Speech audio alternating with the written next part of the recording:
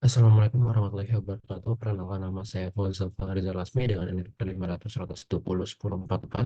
di mana di sini dengan mata kuliah seismologi kelas A. Di sini dengan perihal ada evaluasi akhir semester take home seismologi, di mana ada 4 soal terkait dengan amplifikasi dari tanah. Diketahui untuk nomor satu, diketahui model tanah berikut pada tertera di tabel 1 untuk model 1.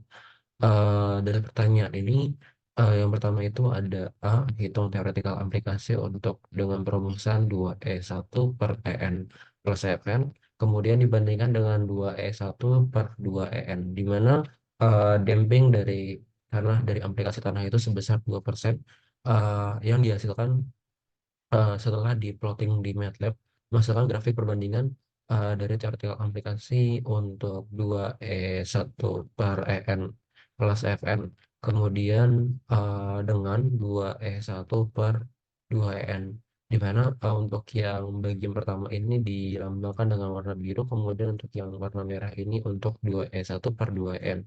Nah, dari gambar satu di sini dapat disimpulkan bahwa untuk persamaan 2E1 per EN plus Fn ini didapatkan nilai frekuensi sebesar di angka 2,5 Hz dan nilai teoretikal dari amplifikasi untuk 2E1 per EN plus Fn ini sebesar 31,8433. Ini presentasikan yang dipresentasikan oleh warna biru. Sedangkan untuk persamaan 2E1 per 2EN ini didapatkan nilai frekuensi sama sebesar 2,5 Hz dan nilai theoretical aplikasinya ini sebesar 6,67236 yang ditunjukkan oleh garis berwarna merah. Nah, untuk persamaan dan juga perbedaan dari kedua eh, nilai dari theoretical aplikasi ini, untuk persamaannya sendiri nilai frekuensi yang diberikan oleh kedua persamaan tersebut adalah sama, yaitu sebesar 2,5 Hz. Kemudian dari banyaknya puncak yang dihasilkan oleh uh, kedua persamaan tersebut sama banyaknya. Sedangkan untuk perbedaan dari kedua perbandingan theoretical aplikasi untuk kedua grafik ini, nilai theoretical aplikasi pada setiap persamaan itu akan menghasilkan nilai yang berbeda. Hal tersebut disebutkan oleh untuk persamaan 2E1 per EN plus Fn ini didapatkan dari perbandingan gelombang datang dan juga gelombang pantul dari permukaan dengan nilai gelombang yang datang dan pantul senilai bedrock. Kemudian sedangkan untuk nilai puncak dari theoretical aplikasi untuk 2E1 per 2EN ini didapatkan dari perbandingan gelombang datang dan juga pantul dari permukaan dengan nilai gelombang datang dan juga pantul outcrop. Seperti itu. Kemudian untuk nilai aplikasinya yang dihasilkan pada setiap puncak berbeda yang disebabkan oleh nilai penyebut untuk EN gelombang seismik yang datang ditambah dengan Fn yang terrefleksikan oleh amplitudo. Kemudian untuk dilanjutkan dengan pernyataan persoalan dengan nomor 2, yaitu tentukan amplification faktor 2E1 per 2N ketika damping sebesar 5% dan juga 15%. Nah, di sini kita buktikan kembali. Tadi sebelumnya di sini yang pertama ini kita mencoba untuk damping 2% dengan persamaan yang berbeda. Sedangkan untuk di persoalan nomor 2 kita mencoba untuk menentukan amplification factor dari persamaan 2E1 per 2N dengan bentuk damping yang berbeda, yaitu ada damping 5% dan juga 15%. Nah, setelah dilakukan plotting, terdapat hasil yang hampir mirip dengan sebelumnya, hanya berbeda di bagian gambar 3, yaitu hasil pada damping 15%. Dari gambar di atas terlihat ketika amplification factor 2E1 per 2EN ini damping diganti dengan 5%, atau yang tertera di pada gambar kedua ini, nilai aplikasi yang diperoleh sebesar 5,7615 dengan nilai frekuensi yaitu 2,5 Hz. Sedangkan jika diganti dengan damping Di gambar ketiga yaitu 15%, nilai aplikasi yang diperoleh yaitu sebesar 2,85 sekian dengan frekuensinya sama yaitu 2,5 Hz. Hal ini kita ketahui dipengaruhi oleh sifat eh, dan kondisi kemudian dari lapisan itu tanah sendiri.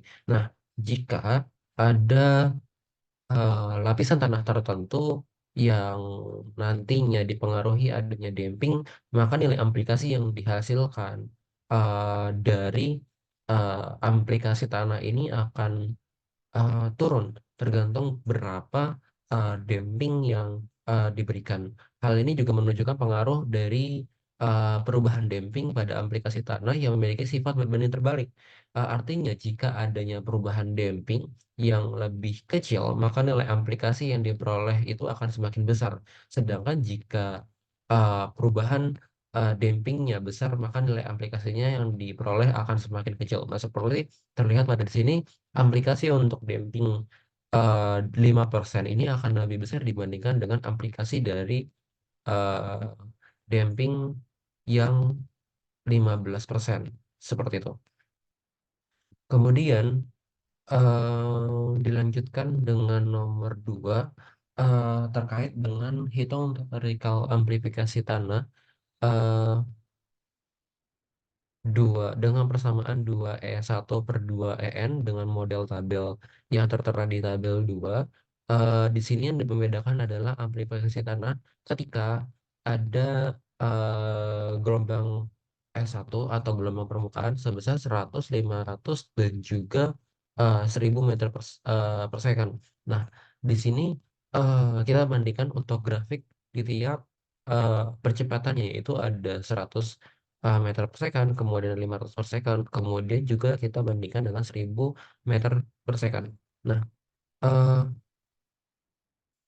dari gambar di atas ini, eh, jika kita bandingkan, ada perubahan yang begitu signifikan antara 100, kemudian 500 dan juga 1000 meter per second.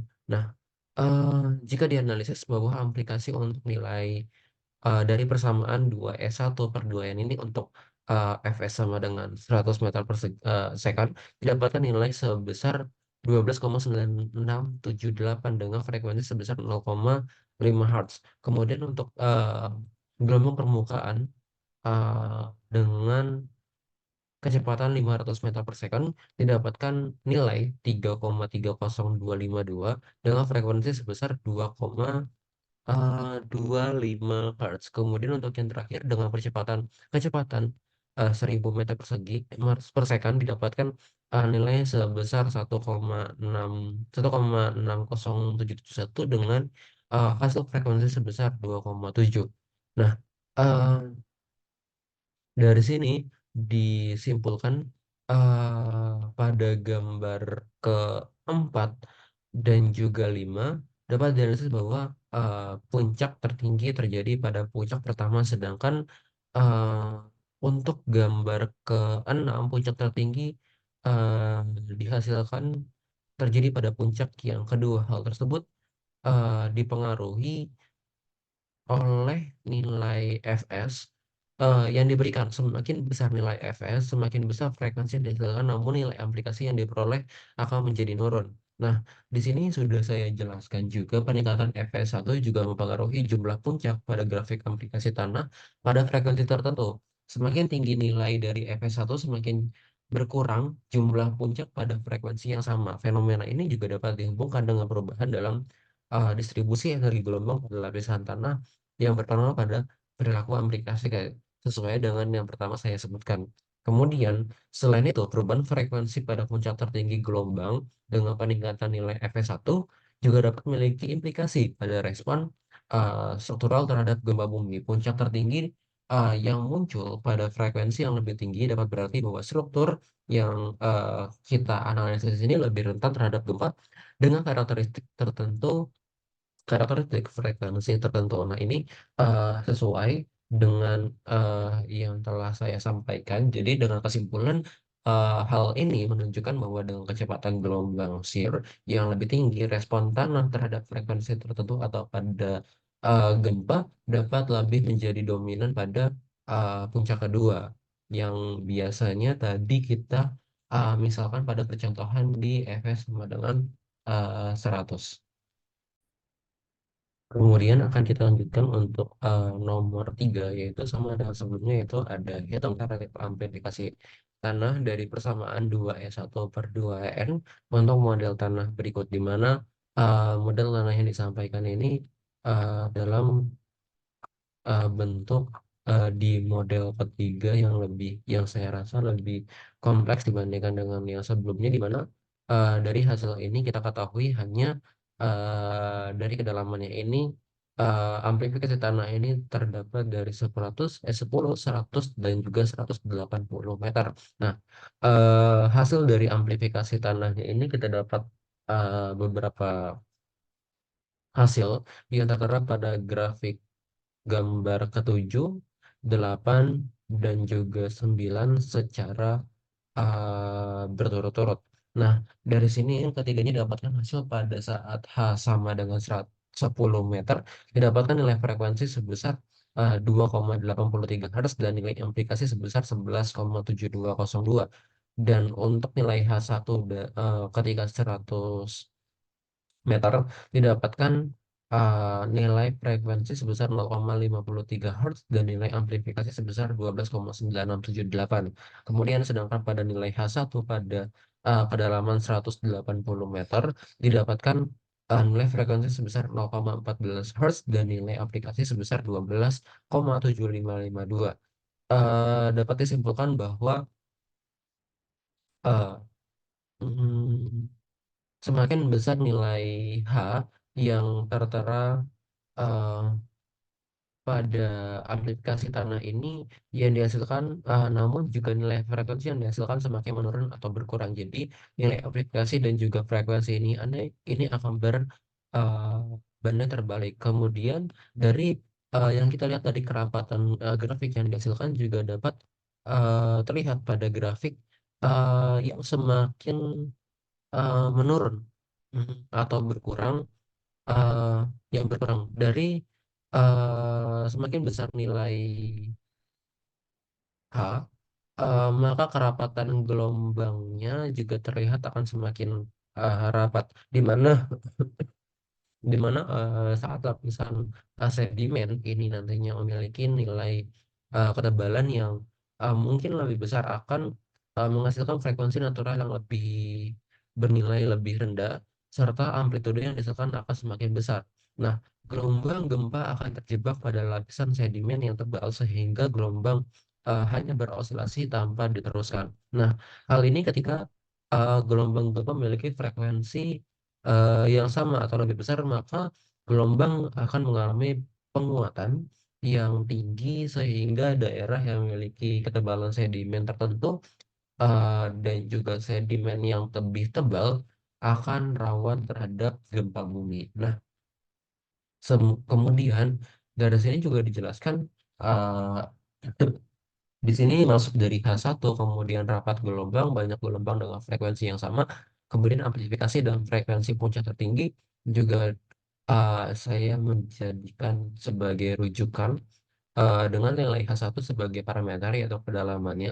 Terus kemudian seperti tadi yang sudah saya bilang, rapat gelombang ini juga kita bisa analisis lebih jauh lagi, yang nantinya kita bisa sebagai rujukan untuk mencari tahu sebenarnya rapat gelombang ini berkaitan dengan apa, seperti yang sudah saya jelaskan uh, tadi.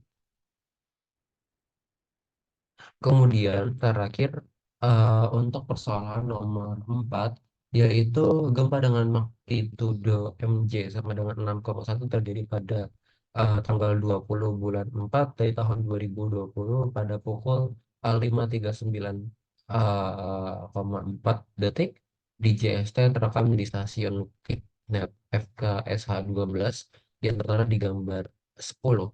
Kemudian data rekaman gempa dapat diperoleh di file terpisah dari PS Login, juga diperoleh informasi tanah FKSH 12 seperti bukan pada tabel 4. Nah, di sini juga sudah diketahui dari ketebalan, kedalaman, FP dan juga FS-nya ini sendiri. Nah, dari informasi di atas yang telah disebutkan terkait dengan titik gempa dan juga informasi-informasi eh, rekaman gempa, maka eh, dipertanyakan dari tentukan nilai dari FS30 dari eh, efek FKSH12 yang dapat diklasifikasikan sebagai batuan atau tanah jenis apa berdasarkan dari peraturan SNI 1726 tahun 2019. Nah, dari sini kita menggunakan persamaan FS30 dengan eh, rumusan seperti ini. Kemudian di sini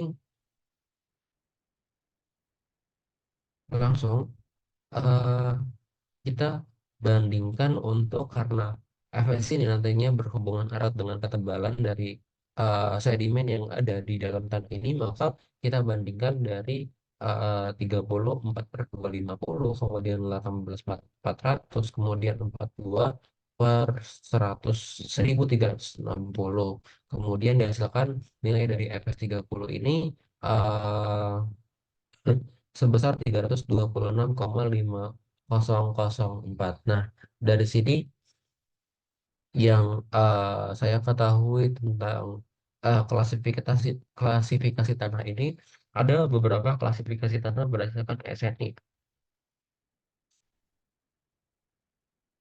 Yang pertama itu ada soil class, kemudian hard rock atau biasanya yang kita sebut singkat dengan SA, kemudian ada rock kita sebut dengan SB, kemudian ada very dense soil and soft rock itu disingkat dengan SC, kemudian ada stiff soil kita sebut dengan SD, kemudian ada juga soft soil yaitu SE. Nah, di sini setelah kita klasifikasi tanah berdasarkan tadi penyebutan jenis-jenis klasifikasi batuan atau tanah berdasarkan SNI tersebut, eh, nilai dari FS30 ini eh, masuk dalam rentang steep soil atau SD atau tanah sedang, di mana nilai dari SD sendiri itu nilai FS30-nya itu berkisar di antara 175 sampai 350 meter per second. Nah, di mana nilai FS30 yang kita cari ini masuk dalam eh, kriteria tersebut. Seperti itu.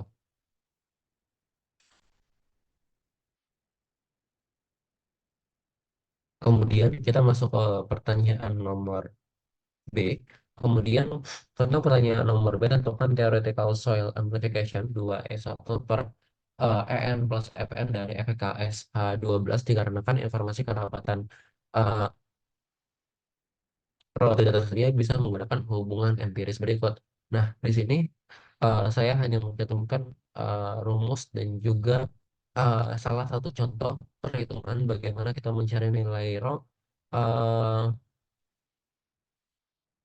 yang eh, nanti kita cari dalam eh, untuk persoalan seperti ini. Kemudian ya didapatkan perumusan seperti ini.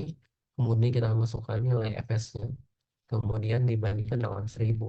Nah, dihasilkan seperti ini, kemudian dengan contoh perhitungannya sama, maka dihasilkan hasil-hasil seperti ini.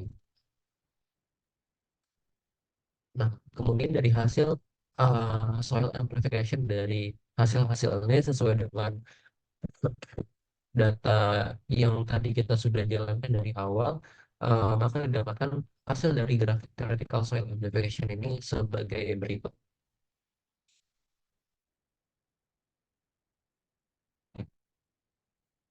Kemudian beda dengan pertanyaan yang nomor C. Sedangkan di sini theoretical soil amplification, sedangkan di sini adalah empirical soil amplification surface and borehole dari FKSH 12. Nah, didapatkan grafik seperti ini.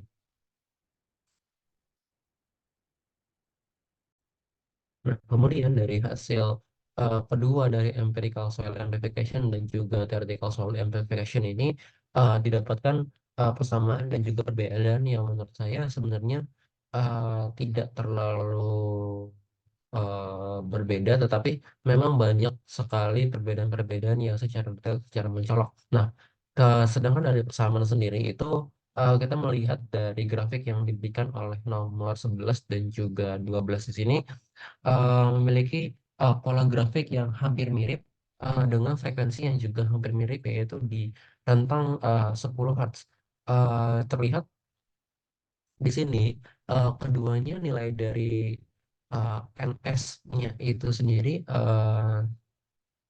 terletak di bawah dari nilai EW, seperti sama halnya dengan soil amplification dari persamaan 2E1 per, EN plus FN, di mana, nilai dari, 2E1 per EN plus FN ini lebih tinggi daripada, persamaan dari 2E1 per 2 EN. Kemudian dari segi perbedaan, soil amplification ini, hasil nilai, eee, dari nilai empirical, soal amplification ini adalah nilai amplifikasi yang ada pada batas antara bedrock dan juga free surface. Selain itu juga dipengaruhi, dari karakteristik lapisan tanah yang nilai perhitungan aplikasinya diabaikan. Kemudian di sini saya juga sudah menjelaskan beberapa hal Eee, yang, terkait dengan adanya perbedaan mencolok yang terdapat pada amplifikasi gelombang pada puncak tersebut, di mana, grafik empiris menunjukkan gelombang yang lebih padat, memberikan indikasi bahwa respon seismik yang terukur, di stasiun tersebut memiliki karakteristik yang berbeda dengan prediksi, teoretik. Dibuktikan dengan adanya, perbedaan grafik yang, tadi saya bilang cukup mencolok meskipun, nilai dari frekuensinya ini di dalam rentang 10 hertz. Nah, kemudian ketidaksesuaian ini dijelaskan oleh kompleksitas lingkungan di sekitar, stasiun, pengukuran di mana grafik empiris, telah merepresentasikan data yang diperoleh dari suatu stasiun di lapangan, di mana faktor-faktor lokal seperti jenis tanah, kemudian kondisi geologis, dan bahkan aktivitas manusia dapat berkontribusi pada variasi hasil yang diamati. Sebagai kontras, grafik teoretik dari dibangunnya berdasarkan model matematis yang tidak selalu mampu mencakup semua variabelitas kondisi lapangan yang kompleks. Sekian, presentasi dari hasil, pengerjaan evaluasi akhir semester seismologi saya. Kemudian untuk link penjelasan akan ditampilkan di sini di its.idm video UAS seismologi 044. Saya ucapkan terima kasih banyak kepada Pak Saifuddin. Terima kasih. Wassalamualaikum warahmatullahi wabarakatuh.